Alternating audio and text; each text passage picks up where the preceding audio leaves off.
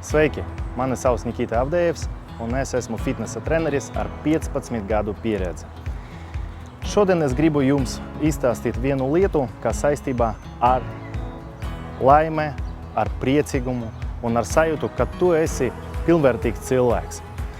No sporta viedokļa pats galvenais ir skatīties, kā attīstīt savu ķermeni un sekot savai veselībai.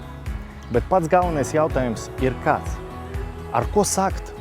Visi grib sākt sportot, bet kādu slodzi tu vari no sākuma sev iedot, pēc tam izvēlēties bišķiņ lielāku slodzi? Kādas pakāpes ir?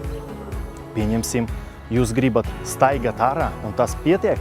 Vai jūs gribat peldēt jūrā un tas pietiek? Vai jūs gribat nākt uz trenažera zāli un tas ir pietiekoši daudz? Par šo lietu es jums pastāstīšu seminārā, kas būs 22. augustā. Labbūtība, es daru tā.